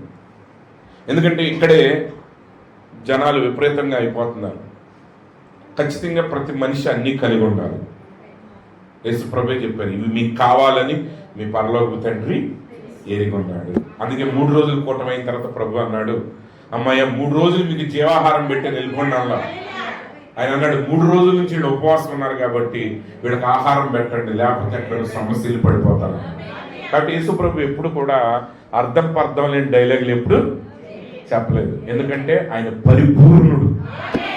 ఆయన మాటలో సున్నైనా పొల్లైనా తప్పిపోదు. ఎందుకంటే ప్రతి పొల్లుని సున్నాను కూడా సరిగా వాడాడు ఆయన. కాబట్టి కొంతమంది అంటారు, వాళ్ళు తిండి లేకపోతే పర్లేదు, తిండి లేకపోతే ఎక్కువ కాలం ఉండవు, తొందరగా చేరిపోతుంది. తొందరగా చేరితే పని ఆగిపోద్ది. ఇక్కడ నువ్వు చేయాల్సిన పని కొంత మిగిలిపోద్ది. కాబట్టి ఎప్పుడు కూడా బ్యాలెన్స్ తప్పొద్దు. కానీ వర్తమానంలో అన్నీ ఉన్నాయి. నువ్వు వధువుగా సిద్ధపడేటప్పుడు నీకు కావలసినవన్నీ, నీకు అవసరమైనవన్నీ నీకు ఇవ్వబడతాయి. ఒకసారి కలకత్తా నుంచి ఒక అబ్బాయి 20 ఏళ్ళు 21 ఏళ్ళు ఉంటాయంట. మొదటిసారి ఢిల్లీ వచ్చాడు. వాళ్ళ అక్కగారిని చూస్తాను. వాళ్ళ అక్క ఢిల్లీలో పనిచేస్తుంది. వాళ్ళ అక్కగారి ఇంటికి వచ్చినప్పుడు వాళ్ళ అక్కగారి ఇంటి దగ్గర నుంచి చూస్తే ఎదురుగా ఒక పెద్ద రాజభవనం కనపడుతుందంట. పెద్ద రాజభవనం ఉంటుందంట. ఆ రాజభవనంలో చాలా గుర్రాలు ఉన్నాయంట. ఆ గుర్రాలకి చాలా ఖరీదైన దాణా పెడుతున్నారంట. చాలా ఖరీదైన దాణాలు పెడతారు. అంటే రాజుగారి ఇంట్లో కుక్క కూడా ఒక మధ్య తరగతి వాడు తినేదానికంటే ఎక్కువ ఖర్చు అవుతుంది. ఒక పేద కుటుంబం నెలకి 20,000 ఖర్చు తిండికి పెడతంటే ఒక ధనవంతుడు కుక్కకి వారానికే 20,000 2 లక్షలు పెడతాడు. సరే, ఆ దాణా చూసి ఈ పేద ఊరు నుంచి వచ్చాడు కదా, పల్లెటూరు నుంచి వచ్చిన కుర్రోడు కనిపించిందంట. దేవుడా, వచ్చే జన్మంటూ ఉంటే ఆ దొడ్డులో గుర్రంగా నన్ను గుర్తించు, అంత ఖరీదైన దాణా అన్నదిని బతుకుతాను అనుకున్నాడండి. పొద్దాక లేచిన కాడి నుంచి ఇక్కడి నుంచి అదే పని అంట. ఆ గుర్రాలు తినే దాణానికే సొత్తా ఉండేవాడు అంట. ఒకరోజు వాడు అక్కడికి అంటే ఏంటో పొద్దాకటే చూస్తున్నావు అంటే ఏమి లేదు అక్క, అసలు ఆ గుర్రాలు చూడు, వాటి యొక్క వైభవం చూడు, వాటికి ఎంత అందమైన దాణా పెడుతున్నారు, ఎంత ఖరీదైన దాణా పెడుతున్నారు. వచ్చే సంవత్సరానికి మరి వచ్చే జన్మలోనైనా నేను అలా గుర్రంగా పుట్టాలని దేవుణ్ణి కోరుకుంటున్నాను అన్నాడంట. సరే, కట్ అయిపోయింది. కొద్ది కాలం తర్వాత, చాలా సంవత్సరాల తర్వాత ఆ వ్యక్తి అదే రాష్ట్రపతిగా ఆ రాజభవనంలో అడుగుపెట్టాడు. ఆ వ్యక్తి రాష్ట్రపతిగా అదే భవనంలోనికి అడుగుపెట్టాడు. ఇప్పుడు అడుగుపెట్టిన తర్వాత దాణా తీసుకురమ్మంటాడు ఆయన. రాశారు ప్రణబ్ ముఖర్జీ ఆయన రాష్ట్రపతి అయినప్పుడు ఆయన లైఫ్ స్టోరీ రాశారు. అందులో ఇప్పుడు ఆయన అక్కడికి వెళ్ళిన తర్వాత దాని గురించి ఆలోచించాల్సిన అవసరమే ఉండదు. రాష్ట్రపతి భవనంలో, మన దేశం యొక్క రాష్ట్రపతి భవనంలో 300 గదులు ఉంటాయి. ఎన్ని ఉంటాయండి? 300 గదులు, సూట్ రూమ్లు అన్నమాట. 300 గదుల్ని ప్రతిరోజు సిద్ధం చేసి ఉంచుతారు. ఆయన ఏ గదిలో ఉండాలనుకుంటే ఆ గదిలో ఉండొచ్చు. అంటే ఆయనకి అవసరమైనవన్నీ ఒక గదిలో కాదు, 300 గదుల్లో ఉంటాయి. అంత మాత్రమే కాదు, ప్రతి ఆహారం, మన ఇండియాలో దొరికే ప్రతి ఆహారాన్ని ఆయన తిన్నా తినకపోయినా అన్ని వండి పెడతారంట. అందుకని ముందు రోజే చెప్పక్కర్లా, రేపు నాకు పెసరట్టు వెయ్యి అని. ఎందుకంటే పెసరట్టు సిద్ధం చేసుకోవాలి. రేపు పొద్దున్న వచ్చి నాకు మేము వినపట్టు అన్నాం అని, నువ్వు పెసరట్టు అని చెప్పి నాకు అంటే రాష్ట్రపతికి ఆ బాధ లేదు. ప్రతి పదార్థం వండి పెట్టబడుతుంది. ఇండియాలో దొరికే ప్రతి ఆహారం ఆయన ఏది కావాలంటే అది ఆయనకి వడ్డన చేయబడుతుంది. అయితే ఆ స్థితికి వెళ్ళినోడికి తిండి గురించి ఆలోచించే సమయం ఉండదు. ఒకసారి రాష్ట్రపతి అయినోడికి, రాష్ట్రపతి పదవిలో ఉన్న వ్యక్తికి, లేదా ఒక ఎమ్మెల్యేగా ఉన్న వ్యక్తికి, ఒక ముఖ్యమంత్రి అయిపోయిన వ్యక్తికి ఇంకా ఊర్లమ్మడ తిరుగుకుంటా ఎక్కడ చట్నీ బాగుంటుంది, ఎక్కడ పులుగు బాగుంటుంది, ఎక్కడ దోశ బాగుంటుంది అనే సమయం ఉంటుందా? ఉండదు. అలానే తిండికి ఏం లోటు ఉండదు. దేవుడు నిన్ను వధువుగా పిలిచినప్పుడు, ఆయన నివాస స్థలంగా నేను కట్టేటప్పుడు అసలు ఇవన్నీ అసలు అవసరం లేని విషయాలు. నీకు ఎన్ని దొరుకుతాయో కూడా నీ మనసుతో దాన్ని లెక్క. ఒకసారి ఊహించండి, 300 గదుల్లో మీకు బెడ్ సిద్ధం చేయబడతారు. అసలు ఊహించగలరా మీరు? మీకు ఎప్పటికీ అర్థం కాదు. చాలా మంది అంటారు 300 గదులు వేస్ట్ చేయాలి. వేస్ట్ చేయటం కాదు, ఒక రాజు యొక్క స్థాయి. వధువు పరలోక రాజ్యం యొక్క రాణి. దేవుడు ఏదైనా చేయగలడు. నీ కోసం ఎంత విలువైన ఇవ్వగలడు. నువ్వు ఎంతో విలువైన వ్యక్తులు కాబట్టి ఆయన నీ కొరకు ఎవరు చెల్లించని వెలను చెల్లించాడు. ఆయన తన ప్రాణాన్ని నీ కొరకు పెట్టాడు. మానవుడి విలువ 10,000 ప్రపంచాలు కాదండి, అది ఎంతో ఎవరికి తెలియదు. కాకపోతే అర్థం కావడానికి ప్రవక్త 10,000 ప్రపంచాలు అన్నాడు. 10,000 కోట్ల ప్రపంచాలు కూడా ఒక ఆత్మకి సాటి రావు. ఎందుకంటే నీకు ఆయన కట్టిన వెల ఎంత అంటే తన ప్రాణం. అది నీ విలువ, నీ విలువ అది. అందుకని ఎవరో పలకరించలేదని, లేకపోతే ఏదో ఇంట్లో పలానా వస్తువు లేదని వాటి గురించి మీరు దిగులు చెందొద్దు. మీరు ఆకాశ పక్షుల కంటే శ్రేష్ఠులు. అసలు ఆకాశం యజమాని కంటే మీరు శ్రేష్ఠులై ఉన్నారు. ఎందుకంటే ఆయనలో నుండి వచ్చిన భాగమై ఉన్నారు మీరు. నీ పని ఏంటంటే నీ పని మీద నువ్వు దృష్టి పెట్టు, మిగిలినవన్నీ నీకు ఇవ్వబడతాయి.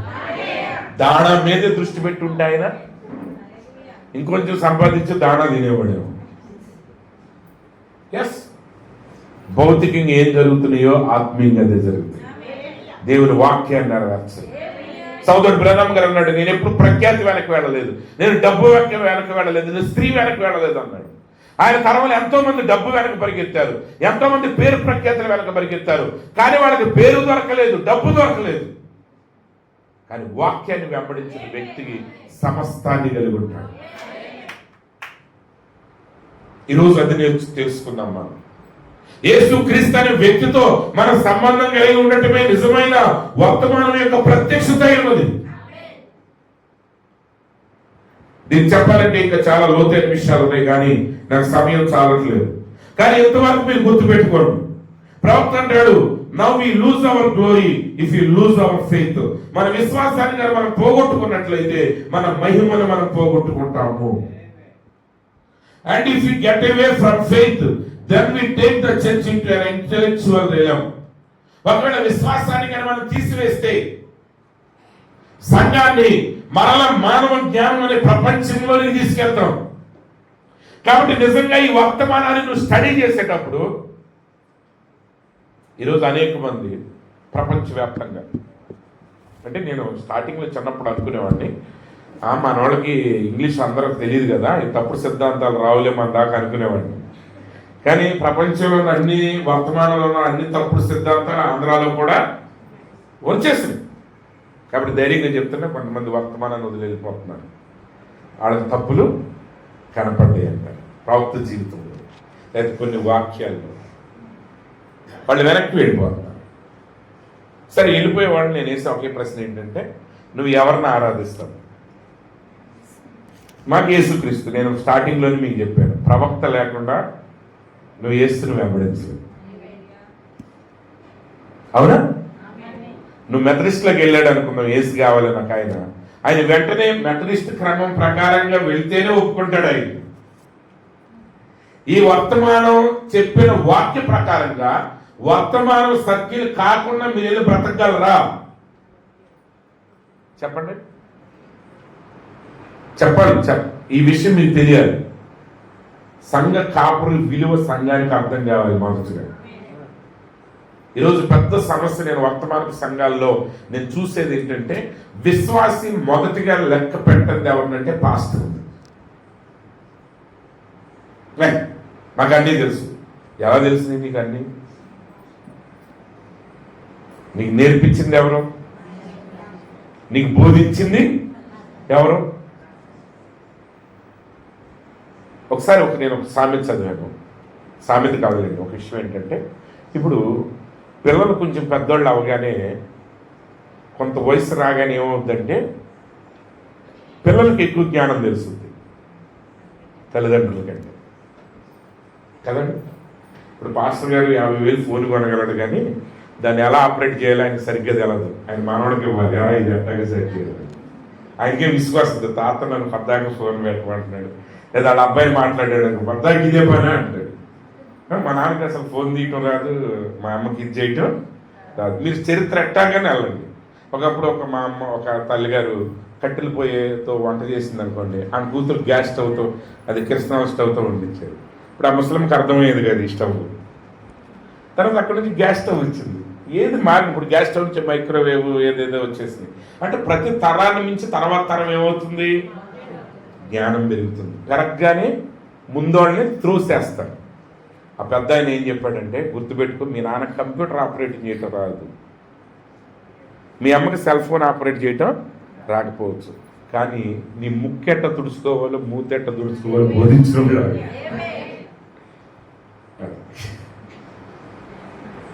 అర్థమైందా? నువ్వు పెద్ద ఇంజనీర్ కావచ్చు, పెద్ద ఆర్టిఫిషియల్ ఇంటెలిజెన్స్ లేదా రోబోట్ తయారు చేయొచ్చు, కానీ ఒకప్పుడు నీకు మూత తుడుచుకోవటం కూడా తెలిసేది కాదు. అదొక తరం ఉంది, అదొక సీజన్ ఉంది. ఆ సీజన్లో నీ మూత తెలిసిన ఆయన ఇక ఈ ముసలాయన, ఈ ముసలం, వాళ్ళు అలా చేశారు కాబట్టి ఈ స్థాయికి నువ్వు ఎదిగావు. Respect your father and mother and respect your pastor.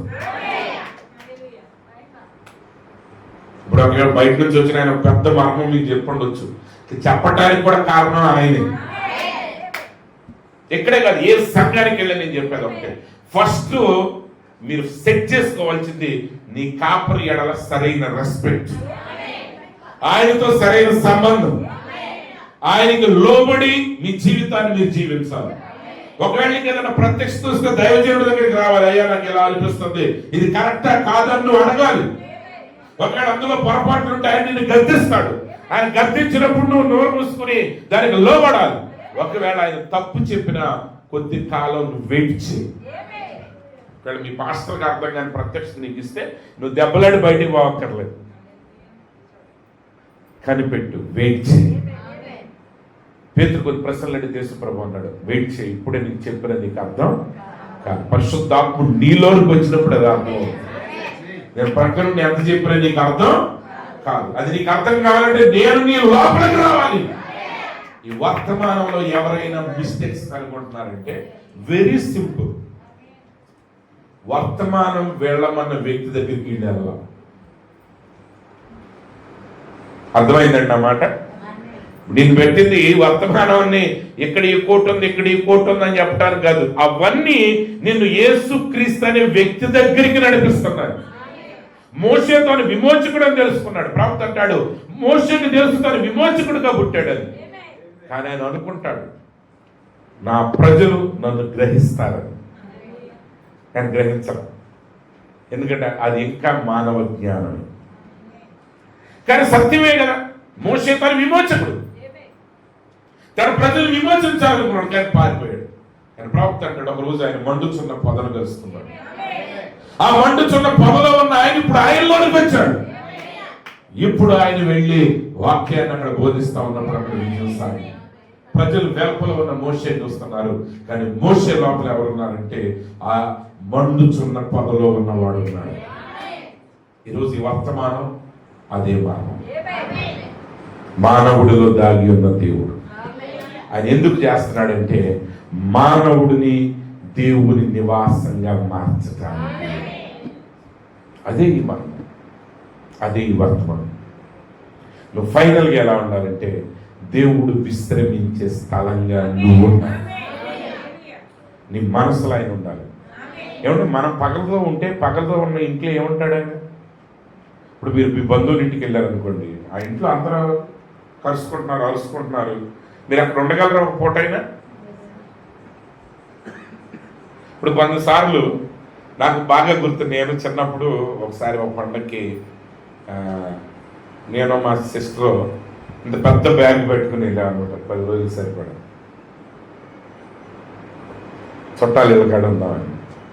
అది మీరు నమ్మండి, జిప్పు కూడా తీయకుండా వెనక్కి వచ్చేసాం రాత్రి. అలాంటి అనుభవాలు మీ అందరికీ ఉంటాయా ఉండవా?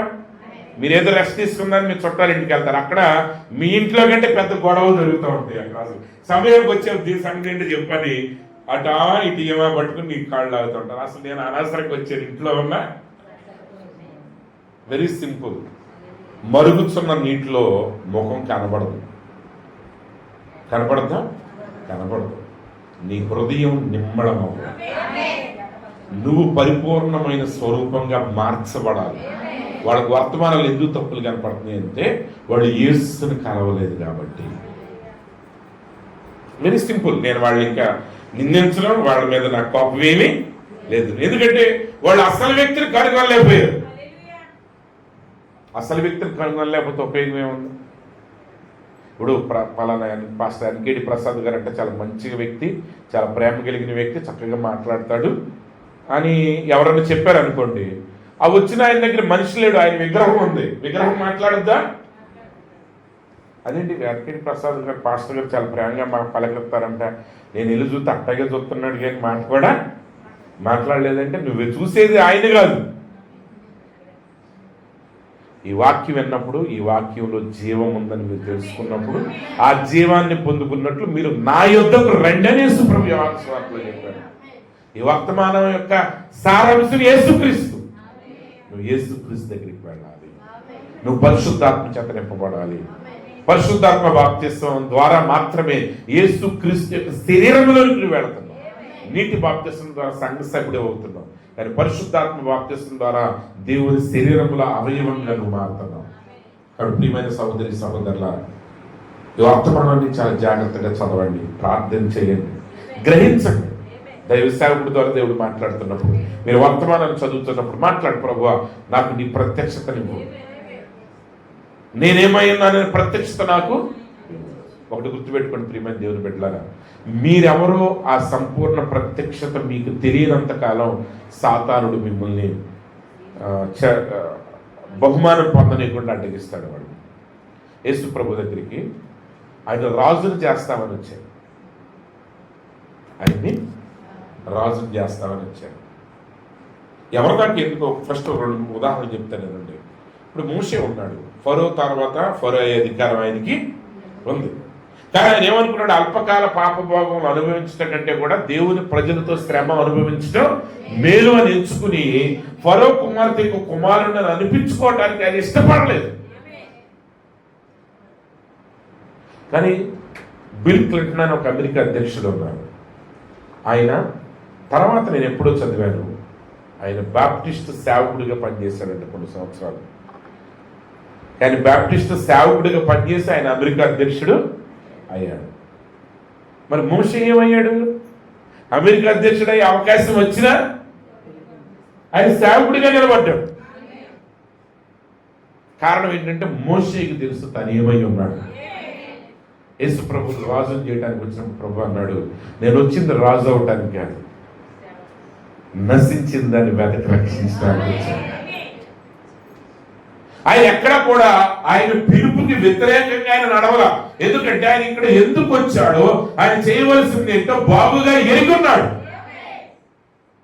కొన్నిసార్లు ఆయన అడిగారు, అయ్యా మీ దగ్గర అందరూ పాపులు ఉంటున్నారు, వేస్తులు ఉంటున్నారు, శంకరులు ఉంటున్నారు అంటే ప్రభు అన్నాడు, ఆరోగ్యవంతులకు వైద్యుడు అక్కర్లేదు, రోగులకి వైద్యుడు కావాలి. అంటే యేసు ఏమి ఎరుగున్నాడు? ఆయన ఏమై ఉన్నాడు? ఎరుగున్నాడు. ఆయన చేయాల్సిన పని ఏంటో ఆయన ఎరుగున్నాడు. ఆ పని చేయాలంటే ఎక్కడ ఉండాలో ఆయనకి తెలుసు. మనకు తెలుసా? అసలు మనం ఎవరో మనకు తెలుసు. మనం ఉదయం అయి ఉంటే, మనమే ఆయన మందిరం అయి ఉంటే, మనం ఈ 3 మందిరాల గురించి, ఎర్రన పేయి గురించి, నల్లన పేయి గురించి డిస్కషన్స్ మనకు అవసరం లేదు. అసలు నువ్వే పరిపూర్ణమైన వాక్య సత్యం నీకు తెలుసుంటే, ఎవరో వాళ్ళ నోట్లలో వాటి నుంచి వచ్చే సూక్తులు మనకు అవసరం. ఒకటే గుర్తుపెట్టుకోండి, సాతానుడు సర్పం బ్రహ్మం గారు చెప్పాడు 99 నిజం చెప్పి 1 అబద్ధం చెప్పాడంట. ఎవరికి? అవ్వకి. కానీ 99% కరెక్టే, ఒకటే అబద్ధం. ఆ ఒక్కటి తప్పు 100ని తప్పు చేసింది. మరి మీరేదో ఎవరో 2 ముక్తాలు చెప్పారని మీరు ఏవేవో విన్నారనుకోండి, ఏమవుతారు? అసలు 99 సరిగ్గా చెప్పిన వాడిదే తప్పు అయినప్పుడు 2 సరిగ్గా చెప్పేవాడిదే 4 సరిగ్గా చెప్పాడు చెప్పాలి. కరెక్ట్ అవుద్దా? కాబట్టి ప్రియమైన దేవుని బిడ్డలారా, మీరు చక్కగా భక్తులు ఎదగండి, సేవకులతో కలిసి ఉండండి. ఒకవేళ పాస్టర్ గారికి మీరు అనుకున్నట్టు ఇంకా మీలాగా సెల్ ఫోన్లు వాడతాం రాకపోతే నేర్పించండి. ఎందుకంటే ఒకప్పుడు మీకు మూతికి తుడుచుకోవాలి, చేతులకి తుడుచుకోవడానికి కష్టపడి. మీకు అర్థమవుతుందా? నేను సరదాగా చెప్పేది రియాలిటీ. ఒకవేళ మీకు మీ పాస్టర్ గారి కంటే ఎక్కువ తెలుసు అనుకుంటే ప్రార్థన చేయండి, ఆయనకు కూడా అది వచ్చేటట్టు ప్రార్థించండి, నేర్పించండి. ఆ ప్రత్యక్షత నువ్వు ప్రభు. ఎందుకంటే మీకు తెలియదు, మీకోసం ఆ ప్రత్యక్షత మీకు రావడానికి ఆయన ఎంతకాలం ప్రార్థన చేశాడు, ఆయన ఎంత పోరాటం చేశాడో మీకు తెలియదు.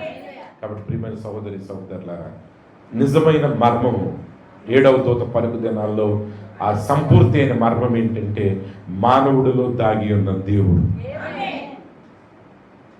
అది రియల్ మర్మం. మిగతావన్నీ అవి దానికి అనుబంధాలే కానీ అవి ఇంపార్టెంట్ కాదు.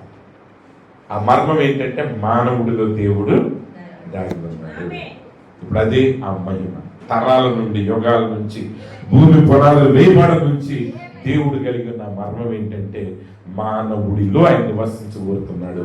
అయితే ఆయన నివాస స్థలం ఎక్కడ దొరికిందంటే ఆయనకి వధువులో ఆయనకి విశ్రాంతి స్థలం దొరికింది. మరి ఇక్కడ ఆయనకి విశ్రాంతి స్థలం దొరికిందా? దొరికిందని నేను నమ్ముతున్నాను.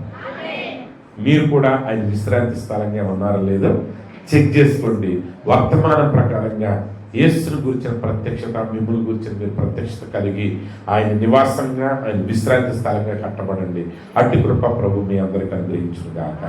ఆమేన్. God bless you. ఈ సమయం ప్రభు కృప మీ అందరికీ తోడైండును గాక. ఆమేన్.